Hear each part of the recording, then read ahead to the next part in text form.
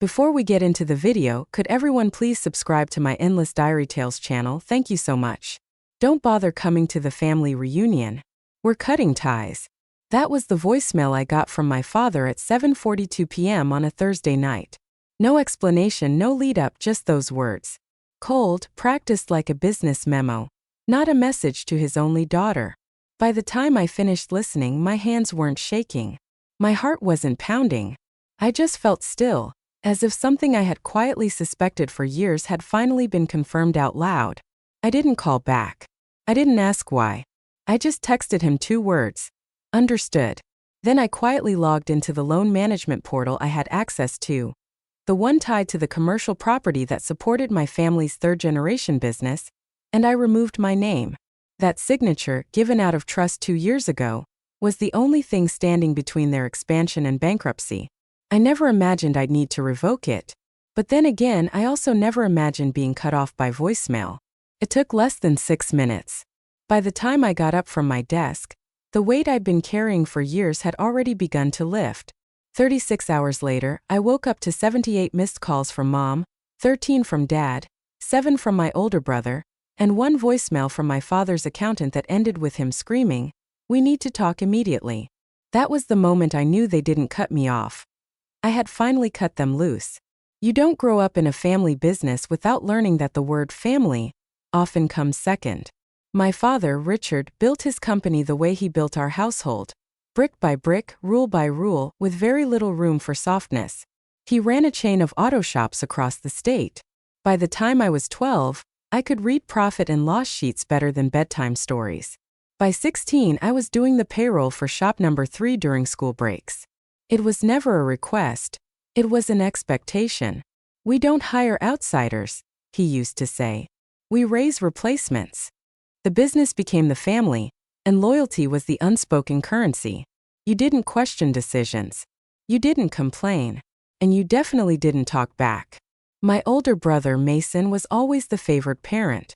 He could skip responsibilities and still be praised for potential. I, on the other hand, was the invisible backbone, organizing files, correcting his mistakes, smoothing over his tantrums during investor meetings. My mother stayed out of it. Her job was to host, smile, and occasionally remind me to be grateful for what your father's building for us. For a long time, I tried to earn my place. I got my MBA, top of my class, turned down a competitive job offer to stay, and help expand the business when they wanted to launch a new headquarters. I negotiated the lease terms, secured the best rates, and at the last minute, when the bank asked for a second signer for the operating loan, I didn't hesitate. I signed because I was raised to believe that family was forever. That if I showed I was loyal, I'd finally be seen. I was wrong. The cracks started showing last year when I questioned, "I need some of Mason's expense reports." He'd been billing personal trips to the company card, private dinners labeled as client meetings. When I brought it up to my father, he dismissed me flatly. "Don't nitpick your brother. He's learning." 2 months later, they removed me from board meetings to streamline decisions. I was given vague updates, handed edited reports, and told not to worry about the finances.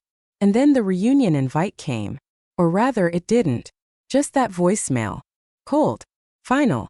Strategically timed right after I submitted a financial report to the bank that flagged misuse of funds under Mason's name. That wasn't a coincidence. That was a cover-up. And I wasn't family anymore. So I stopped being their safety net. And that's when things truly began to collapse. In hindsight, the signs were everywhere. But when you grow up craving approval, you become fluent in denial. The first real crack was subtle. It was during a budget review, a routine meeting where I pointed out that one of our vendors had submitted duplicate invoices, about $12,000 in padded costs over 3 months. I flagged it immediately, expecting a quick fix, but Mason laughed. "It's a friend of mine. Let it slide. We'll get better terms later." I brought it up to Dad after the meeting, calmly, professionally. He didn't look up from his desk, just muttered, "You need to stop acting like an outsider." That word stuck in my ribs for weeks. Outsider. Despite managing logistics for 4 expansions, renegotiating our fleet lease at half the cost, and keeping our books spotless for 6 years, I was still just a liability if I asked too many questions. After that conversation, my access to back-end systems slowly shrank. First, I was removed from vendor communications. Then my login to the loan dashboard stopped working. The company credit card they'd given me expired but wasn't replaced. Every time I asked, I was told there was a system update or temporary reallocation. And yet, Mason got a new office chair that cost more than my first car. I started keeping a private folder on my home computer. I reactivated an old contact at the bank, someone who owed me a favor, and casually asked to review the company's loan structure. What I found wasn't shocking, just disappointing. The loan we had taken 2 years earlier to expand into regional markets, the one that was supposed to fuel our future, was underwritten with 2 names, my father's and mine. The payments were barely being made. The company was behind. The collateral terms were close to default. And worse, my name was being used to keep creditors patient because I had excellent credit, because I had no debt, because I was the responsible one. And yet, I wasn't even being told the truth. I started pulling everything I could. Internal spending reports, emails Mason sent under my name, records of where the funds were going. That's when I realized this wasn't just betrayal. It was strategic exploitation. They'd been phasing me out of the family, keeping me just close enough to cash in on my signature until they didn't need me. Until I flagged the truth to the bank, and suddenly I wasn't family anymore. I was inconvenient. When the voicemail came, it didn't shatter me. It confirmed everything I already knew, and gave me permission to do what I'd already started preparing for. I didn't respond emotionally. I didn't argue. I didn't ask why. Instead, I took a deep breath, opened my laptop, and clicked into the secure folder I'd labeled Redemption Plan. Inside was a digital copy of the loan agreement I had signed 2 years ago, evidence of loan misuse, my communications with the bank, and a termination request Danielle had drafted weeks earlier. Yes, the same Danielle from law school, the woman who had helped Elena take down her husband in a different life. Some connections are worth keeping. Danielle and I had reviewed the terms multiple times. I had signed as a co-applicant but not as a guarantor. That meant if I formally withdrew my name before restructuring, the bank was obligated to notify the business and requalify the loan without me. And without me, their financial standing crumbled. Danielle said one line that stayed with me. Don't scream, don't warn. Just move the brick holding the wall up and let it fall. So that's what I did. I submitted the withdrawal online.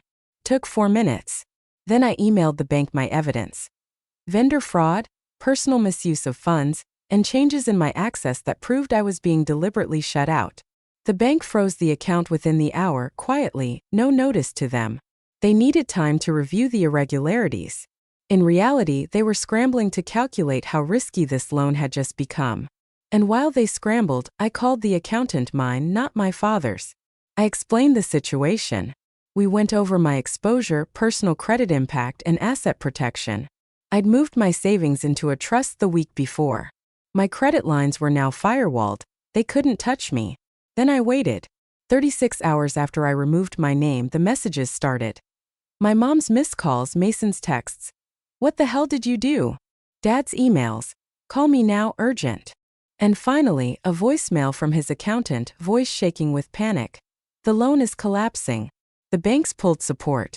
We're at risk of default. You need to fix this now. I played it twice, not because I didn't understand, but because it sounded like justice. And justice, when it finally arrives, doesn't scream. It echoes. The first call I answered was from my mother. Her voice trembled. Not with anger but with desperation.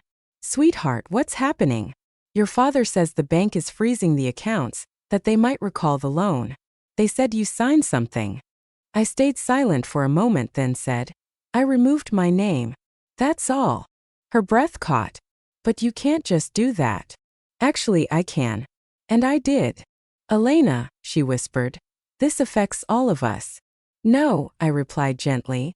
You made sure it didn't. Click. I didn't owe them explanations.